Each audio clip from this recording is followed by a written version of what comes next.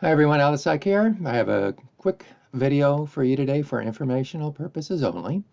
I've entitled it Safety Behavior or Coping Strategy. This is for to be used during times of anxiety.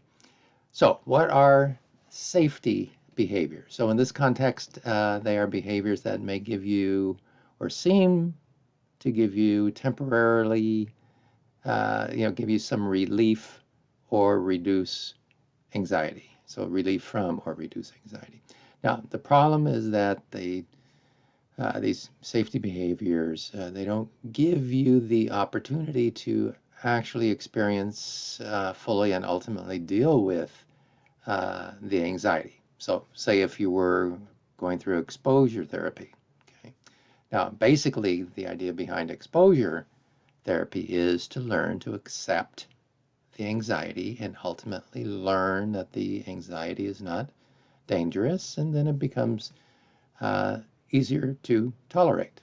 Okay, so some examples of safety behaviors would be if you were afraid of driving on the highway, maybe you have a friend in the car with you so you don't feel so anxious. Okay, so the friend would be a safety behavior.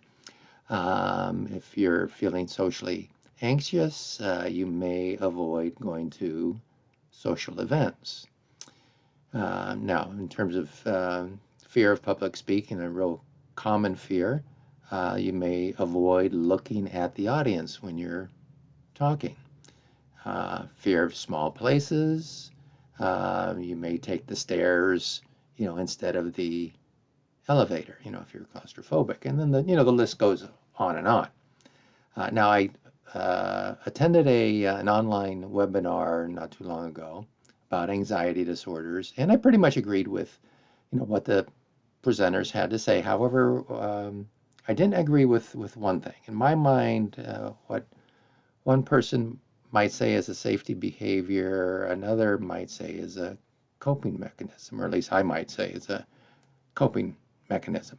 So in this instance, for me, it has to do with breathing. Now, the presenters indicated that a client going through exposure therapy should not try to breathe their way out of the anxiety, but instead should just go through the experience of the anxiety and learn that they, the client, can tolerate the anxiety and it's nothing to fear. Okay, so I get what they're saying, but in my mind, why not just breathe with slow exhales? Why not intervene if you're engaging in shallow, hyperventilating type breaths? You're not running from the situation. You're staying engaged.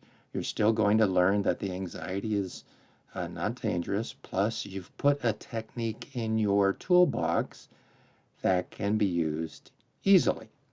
You know, and why is it that the military and some police departments actually um, train in terms of breathing techniques, in terms of box breathing or four square breathing, as I tend to call it, to deal with stressful situations. Now, granted, what the typical person is going through is not life-threatening, but still the breathing is very functional and helps reduce the level of anxiety. Okay, now I know I'll take some heat from some therapists about this.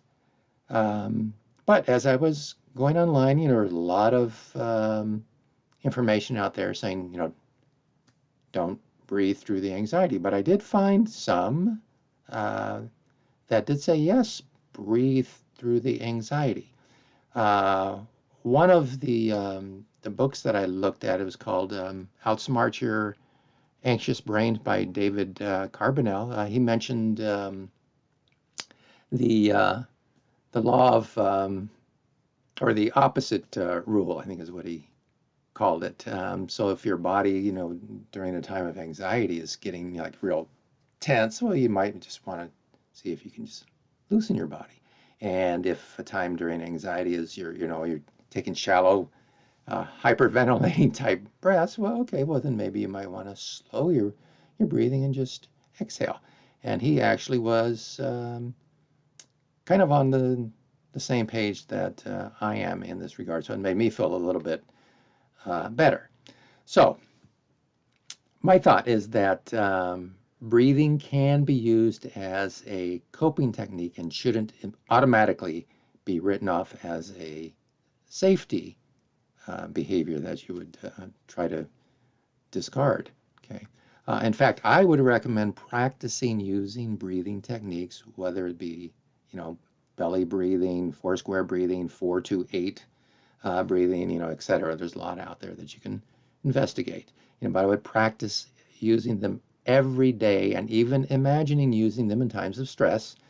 So it just becomes, automatic, kind of like a default mode. So instead of defaulting to short, shallow breaths, you kind of default to a slow, long exhale instead of those hyperventilating type shallow breaths.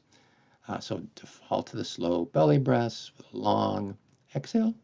I think it makes sense. Anyway, that's my take on it. Okay, thanks.